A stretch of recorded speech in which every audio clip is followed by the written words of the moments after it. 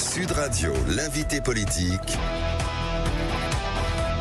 Benjamin Glaise. Sud Radio, il est 8h35. Mon invité politique ce matin est maire d'une ville de banlieue. C'est un élu qui pense à contre-courant alors que l'immigration est presque présentée partout aujourd'hui comme une menace. Lui est convaincu qu'elle peut être et doit être une chance et il s'en explique dans un livre qui vient tout juste de paraître aux éditions Grasset. Il est intitulé D'excellents Français. Le sous-titre Comment faire de l'immigration une chance. Nicolas Samsoun, bonjour. Bonjour. Et merci d'être avec nous ce matin sur Sud Radio. Maire UDI de Massy, commune d'un peu plus de 50 000 habitants, située en région parisienne, dans le département de l'Essonne, une ville dans laquelle, vous le dites dans votre livre, cohabitent près de 80 origines différentes. Dire aujourd'hui que l'immigration, c'est une chance, est-ce que vous n'avez pas l'impression de prêcher un petit peu dans le désert ? Non, je crois pas.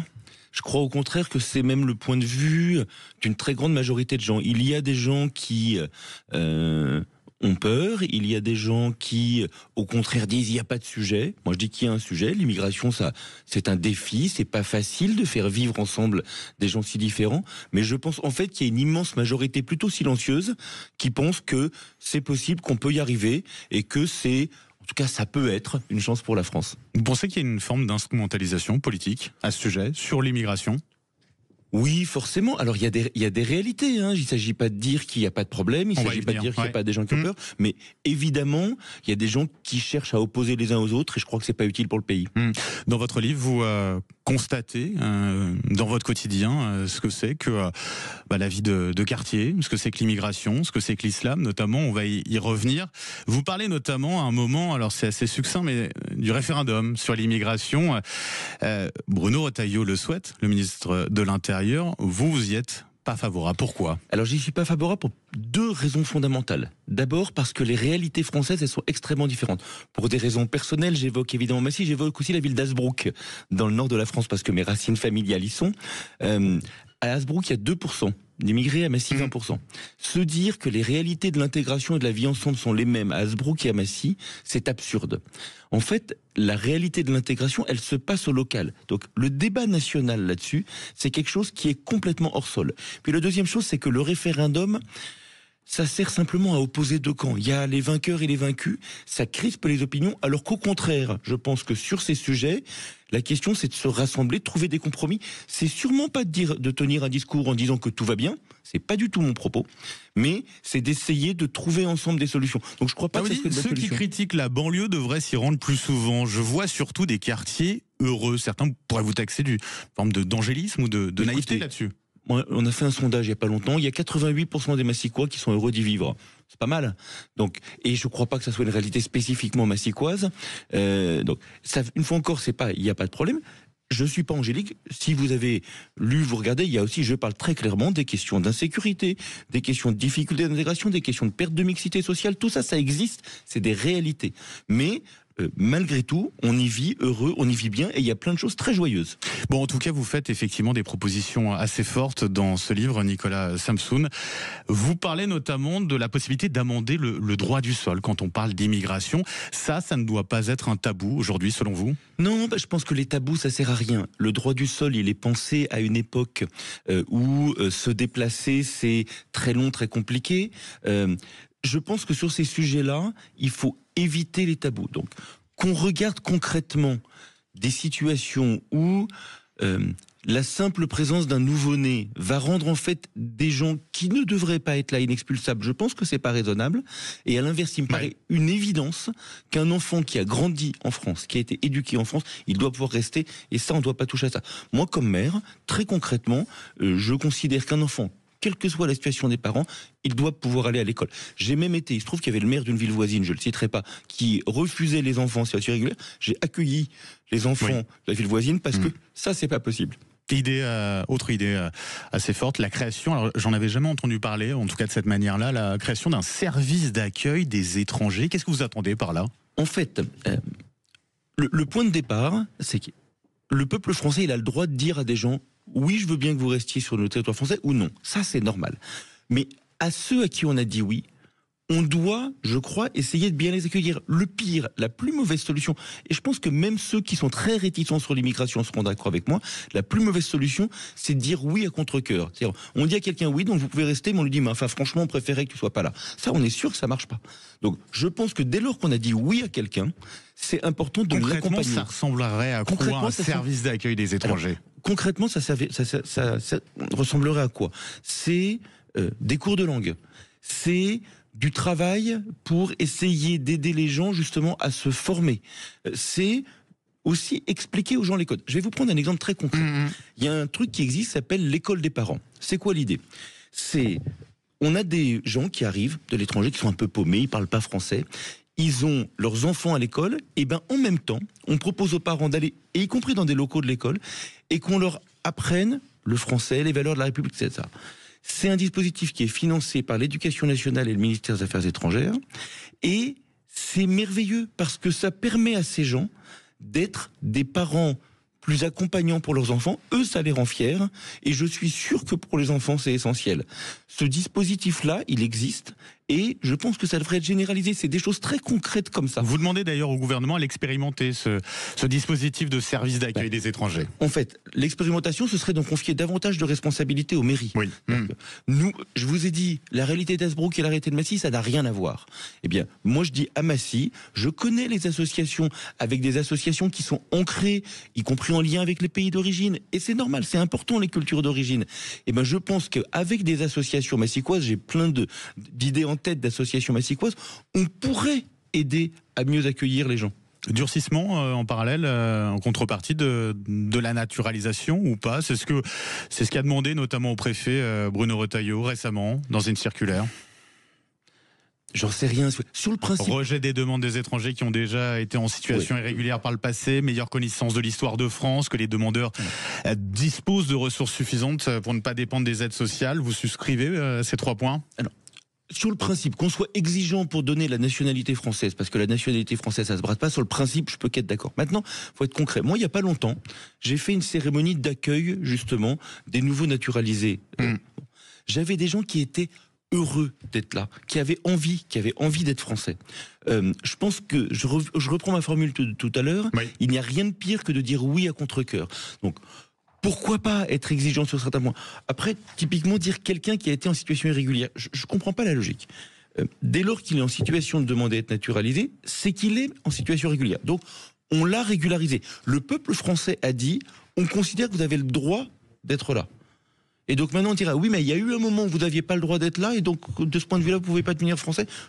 Ça me paraît pas très logique. Vous parlez de puissante vague migratoire en France, ça veut dire qu'il faut faire quelque chose en tout cas là-dessus. Alors, ce qui est incontestable, et il faut dire la vérité. C'est le même constat que Marine Le Pen, que Jordan Bardella ou qu'Éric Zemmour. Non mais attendez, les faits, je suis pas sûr qu'ils fassent toujours des constats, je pense qu'ils déforment souvent la réalité. Mais par contre, l'augmentation de l'immigration depuis 15 ans... Pour quelle raison il déforme En tout cas, c'est un fait. Pourquoi est-ce qu'elle a augmenté? Pour quelle raison ils déforment? Parce que souvent, ils exagèrent les choses, ils mettent des chiffres dans tous les sens, etc. Par contre, reprenons des chiffres. On prend les chiffres de l'INSEE, c'est incontestable. L'immigration a augmenté en France. Si on dit le contraire aux gens, plus personne ne nous écoute. Donc ça, c'est une réalité. Et moi, je suis d'accord pour dire que voilà, notre pays n'est pas toujours en capacité d'accueil et qu'on peut être plus restrictif. Le truc qui est amusant de constater, c'est que l'augmentation de l'immigration, elle résulte principalement des initiatives de Nicolas Sarkozy. En fait, qu'est-ce qui s'est passé? En 2010, Nicolas Sarkozy, il a eu 2 idées et qui peuvent se défendre. Je ne suis pas forcément en train de le critiquer. Il a dit, il faut augmenter l'immigration de travail et étudiante et il faut faire diminuer l'immigration familiale et d'asile. Et en fait, il a réussi à faire le premier, il a échoué sur le deuxième. Résultat, quantitativement, l'immigration a augmenté. On peut rediscuter ça. Le peuple français a parfaitement le droit de dire qui il veut accueillir ou non. Donc on peut débattre de ça, mais on peut en débattre calmement. Et puis, il ne faut pas se raconter d'histoire. Si on compte les immigrés et les enfants d'immigrés, que le compte habituel fait par l'INSEE, c'est 14 millions de personnes en France. Les entrées, les titres de séjour délivrés, c'est entre 200, on est passé de 200 à 300 000. Peut-être qu'il faut redescendre à 250 000 ou à 200 000. Ça ne va pas changer une réalité, c'est que la France est aujourd'hui un pays divers, un pays qui a changé et que c'est ça qu'il faut faire vivre. Et moi, mon boulot de maire, c'est pas tellement de réguler les flux migratoires, c'est de savoir comment je fais vivre ensemble des gens différents. Justement, j'aimerais à ce sujet qu'on parle de l'islam, vous en parlez dans votre ouvrage. J'aimerais dire que vous êtes un maire assez atypique à ce niveau-là. Vous acceptez notamment les prières de rue, Non. Sous condition. Non, les prières de rue, alors... Non, les prières de rue, non. Ça, c'est pas possible. Non, ce que j'ai accepté... À l'extérieur de la mosquée à l'occasion de l'Aïd. Voilà, je c'est très précise. différent. Mais voilà. C'est pas une prière de rue, c'est dans un espace clos organisé, à proximité immédiate de la mosquée. Après, j'ai fait une exception en période Covid, parce qu'il se trouve que chacun peut le comprendre, on n'allait pas rassembler tout le monde, et c'était l'intérêt de tout le monde dans les mosquées. Dans un stade, du coup. Voilà. Ouais. Donc, j'ai permis des prières de l'Aïd sur un stade clos organisé pendant le Covid. Je pense que tout le monde est d'accord avec ça. Je crois pas que les gens aient une détestation générale de l'islam. Ils voient bien qu'il n'y a pas de sujet sur beaucoup de choses. Donc, évidemment, j'ai organisé ça et ça me paraît raisonnable. Après, non, je ne permets pas des prières de rue, je ne permets pas le désordre, c'est pas possible. Ouais. Par contre, que devant la mosquée, à un moment organisé, le jour où il y a un très grand rassemblement, on puisse l'organiser, pourquoi pas, dès lors que c'est calé. Avec la possibilité, pour vous, vous ne vous interdisez pas de prendre la parole dans une mosquée. Vous l'avez déjà fait. Tout à fait. Ouais. C'est une question pas simple. C'est une question pas simple et... Je pense que tous les maires n'ont pas la même vision que vous, Tout à fait. si je puis me permettre de le dire ainsi. D'ailleurs, Ouais. je ne suis pas catégorique sur le sujet. Je me demande parfois, est-ce que j'ai raison, est-ce que j'ai tort, je ne sais pas. Après, je pars du principe que quand quelqu'un m'invite, c'est le cas. Et il se trouve qu'il y a aussi une synagogue à Massy, et qu'il y a une très vieille tradition de la communauté juive d'inviter le maire. Et je voyais mal pourquoi invité à la synagogue, j'accepterais de parler, et qu'invité à la mosquée, j'accepterais pas de parler. Ça me semblerait bizarre. En revanche, je fais très attention. Mon discours, il est toujours extrêmement court. Je salue l'Assemblée. Pour être très concret, je dis salam alaikum, et si ça choque quelqu'un, tant pis. Mais c'est un message de paix, c'est ça que ça veut dire. Hein.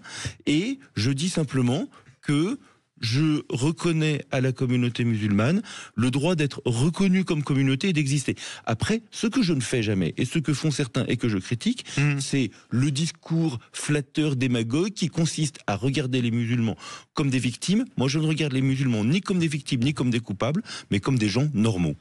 Il y a un débat en ce moment très important sur la question de l'islamophobie. Vous le dites dans votre livre, ça existe, l'islamophobie. Oui. Alors, il y a une question sur le mot. En fait, je pense qu'il y a deux choses sur lesquelles on peut tous et toutes être d'accord. La première chose, c'est que oui, le rejet spécifiquement dirigé contre les musulmans en tant que musulmans et pas uniquement en tant que personnes arabes ou noires qu'ils sont pour la plupart, pas uniquement racistes, ça existe. Ça existe de la discrimination jusqu'au meurtre épouvantable qui a eu lieu dans une mosquée il y a quelques jours. La deuxième chose qu'on peut dire, c'est que on a le droit de critiquer l'islam. Et quelqu'un qui critique l'islam, qui dénonce, qui critique le voile, moi je suis à l'aise avec le voile, mais je reconnais parfaitement à des gens le droit de critiquer le voile islamique. Ces gens-là ne sont pas les mêmes. Après, la question difficile, c'est quel mot on emploie. Il y a un certain nombre de gens qui disent on ne peut pas employer le même mot pour celui qui critique le voile ou qui critique l'islam et pour celui qui est musulmanophobe, on va dire. C'est un bon débat. Moi, j'utilise le mot parce que je pense que c'est un mot reconnu. En tout cas, je suis d'accord pour dire que ça n'est pas la même chose de critiquer l'islam, ce qui est un droit, et d'être discriminatoire envers les musulmans, ce qui est un délit. Nicolas Samsoun, je rappelle, vous êtes le maire de Massy, maire UDI de Massy. Est-ce qu'il faut interdire, justement, vous en parliez, le port du voile dans toutes les compétitions sportives? On a une proposition de loi qui est passée au Sénat. Alors, on parle plus largement de l'interdiction généralisée du port de tout signe religieux dans les compétitions. Le gouvernement y est favorable. On attend le vote de l'Assemblée, et vous? Moi pas, très clairement. Je pense que c'est des débats qu'il faut arrêter de rouvrir. Écoutez, je vais citer le Premier ministre. Il y a eu le débat sur, vous savez, les mères de famille qui accompagnent les sorties scolaires. Il avait eu cette phrase que je trouve absolument parfaite, qui était de dire, devant une mère de famille voilée, certains voient d'abord le voile, moi je vois d'abord la mère de famille. Concrètement, moi je peux vous dire sur le terrain, à Massy, je n'ai pas de sujet majeur de présence du voile dans les compétitions sportives. On fantasme sur le sujet. Alors, je dis pas qu'il n'y a pas de... Vous avez l'impression que certains utilisent, d'une certaine manière, la laïcité ici pour stigmatiser? Pour diviser? Je pense que c'est pas de la... je vais même être plus direct. Je pense que c'est pas de la laïcité. Reprenons l'histoire et reprenons nos textes. On a deux grands textes. On a la loi de 1905 qui dit qu'un agent public, c'est-à-dire quelqu'un qui représente la nation, celui-là ne doit pas manifester son choix religieux. Très bien. On a la loi de 2004 qui a d'ailleurs été portée par Bernard Stasi, qui est pour moi un inspirateur. C'est un modèle pour vous. Voilà, qui dit que à l'école, c'est-à-dire dans le moment de l'éducation où on n'est pas encore formé, il y a un lieu où on protège les enfants des influences religieuses. Je pense que c'est de l'eau et je pense que globalement, elles sont très bien acceptées. Bien sûr, il y a toujours des gens qui les contestent à la marge. Mais c'est un équilibre raisonnable. Pourquoi est-ce qu'on a besoin de rouvrir en permanence des débats qui ne servent qu'à crisper pour des problèmes qui se posent de manière très théorique? C'est des points comme ça. Ça existe, l'entrée. On pourrait avoir des cours à l'école sur les religions? Alors, on devrait en avoir. D'abord, on en a, hein, il y en a. Mais on pourrait sans doute davantage parler de religion à l'école. Il y a des très bonnes formules de Patrick Weil, qui a écrit des choses remarquables sur la laïcité, que je pense qu'on pourrait dire à tous les enfants. Alors je les ai pas par cœur et je vous renvoie au livre de Patrick Weil, mais qui disent, pour faire simple, ce que vous avez hérité de vos parents vous appartient. Maintenant, vous devez faire vos choix. Et si quelqu'un fait pression contre vous, ou si vous faites pression sur quelqu'un, sur des questions religieuses, vous pouvez être condamné. Je pense que cette chose simple, on pourrait la dire à tous les enfants et qu'on y gagnerait. J'aimerais qu'on parle aussi de la sécurité. Nicolas Samsoun, maire, je le rappelle, de Massy, dans l'Essonne. Vous dites dans cet ouvrage d'excellent français, Comment faire de l'immigration une chance. J'affirme que globalement, à Massy et dans la plupart des quartiers populaires, la sécurité est assuré. C'est sincère ou c'est de la provoque, là? Non, c'est sincère. Mais vous avez lu la phrase complète parce que vous êtes honnête, il y a bien le mot globalement. Tout à fait. Si vous dites les phrases suivantes, et vous le savez, je dis ce globalement ne me suffit pas. Parce que d'abord. Donc l'insécurité, les trafics, c'est subsidiaire? Non. Pas du tout. C'est pas du tout ce que je dis. Ça existe, c'est une réalité, mais simplement il faut la mettre à sa juste mesure. Il ne s'agit pas du tout de la nier, et vous le savez, vous avez lu le livre. Je ne la nie pas, je la quantifie même. Moi je dis, sur les 50 000 habitants de Massy, je dis voilà, il y en a tant pour lesquels il y a des situations inacceptables. J'ai 4 ou 5 cages d'escalier à Massy où les gens tous les jours entrent chez eux entre les dealers. C'est inacceptable. C'est inacceptable et j'ai honte d'une certaine manière collectivement. Alors c'est pas ma seule responsabilité de maire, mais j'ai honte qu'on n'y arrive pas. Mais partir de cette réalité-là et en faire une réalité générale, c'est faux, c'est loin du terrain et c'est mensonger. Et c'est ça la chose que je dis. Et une fois encore, la phrase suivante du livre que c'est « mais ce globalement ne me suffit pas ». Voilà. Donc oui, globalement, il y a des sujets de sécurité. Les caricatures sont le fait de gens qui ne viennent pas et qui ne connaissent pas la réalité, mais je ne nie pas les difficultés. J'ai une comparaison. Une comparaison que j'aime bien faire, c'est... Oui. On parle de la question de la route. Si je vous parle de la route, vous voyez quoi? Vous voyez des gens qui partent en vacances, vous voyez de temps en temps des problèmes, des embouteillages, etc. Si je ne vous parlais de la route que sous l'angle des accidents, on ne prendrait plus sa voiture. Vous savez combien il y a de morts tous les jours sur la route? À peu près 10, 9 plutôt. Tous les jours, il y a 9 personnes qui perdent la vie sur la route. Si tous les jours, au journal de Sud Radio, on commençait en racontant... à Péronne hier, il y a un équilibre à trouver entre ne pas en parler et en parler. Tout à fait. Donc, il ne s'agit pas de cacher les choses. Et moi, je ne les cache pas. Ceux qui lisent mon bouquin le savent. Je ne cache pas les réalités et les difficultés. Elles existent. Mais il ne faut pas considérer que réduire la banlieue, ça. Il y a un très bon proverbe qui est cité par Abd al-Malik par ailleurs, oui. Qui est un arbre qui tombe fait plus de bruit qu'une forêt qui pousse. Eh bien moi ce que je vois c'est la forêt qui pousse. Rapidement, j'aimerais avoir votre avis. La reconnaissance faciale, Gérald Darmanin la souhaite. Vous êtes favorable à cela ou pas? Alors faut toujours faire attention avec les outils, mais sur le principe qu'on ait des outils. Pas de désaccord sur le principe. Pas de désaccord sur le principe. Sur la dépénalisation du cannabis. Alors vous parlez d'étatisation du marché du cannabis. Oui. Vous y êtes favorable? Vous souhaitez aller... je pense que ça se regarde. Je suis prudent sur le sujet. Je suis pas catégorique. Faut-il donner aux maires le pouvoir d'expulser des HLM, des familles notablement connues pour pratiquer des trafics? C'est ce que propose David Lisnard, maire de Cannes, président des maires de France. Vous soutenez sa proposition ou pas? Mais il y a une partie avec laquelle je suis d'accord. Aujourd'hui, c'est trop compliqué. Je ne crois pas que ça soit un pouvoir du maire. Le maire, c'est pas un shérif. Donc, je pense pas. Par contre, qu'on puisse beaucoup plus vite qu'aujourd'hui, et aujourd'hui, c'est pas assez rapide, expulser des familles qui, effectivement, polluent le quartier, c'est un petit nombre de familles, qu'on puisse le faire, on peut le faire aujourd'hui, mais ça prend 1 an et demi, 2 ans, c'était horriblement compliqué. Qu'on puisse simplifier la procédure, oui, mais sous le contrôle du juge et pas uniquement le maire. Donc pas le pouvoir du maire, vous ne demanderez pas là-dessus? Non. Pas directement. Il y a eu un certain revirement quand même, j'ai l'impression, du côté de Massy. Vous en parlez d'ailleurs, vous étiez contre l'armement de la police municipale. Finalement, vous l'avez armé. Vous n'étiez pas convaincu par la vidéoprotection. Finalement, vous avez installé des caméras à Massy. Comment vous expliquez ce revirement ? D'abord parce que quand on est maire, on est sur des réalités de terrain et que on évolue, on essaye d'être pratique, que les choses marchent. Et c'est pas simple. Sur l'armement de la police, je reste pas complètement convaincu. Par contre, moi je comprends les forces de l'ordre.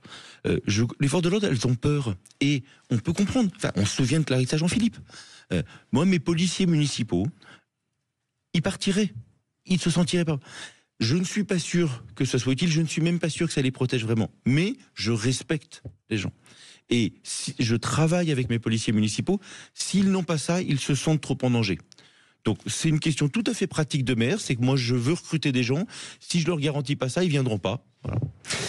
Nicolas Samsoun, vous avez vu le match ou pas hier soir ? Oui, bien sûr.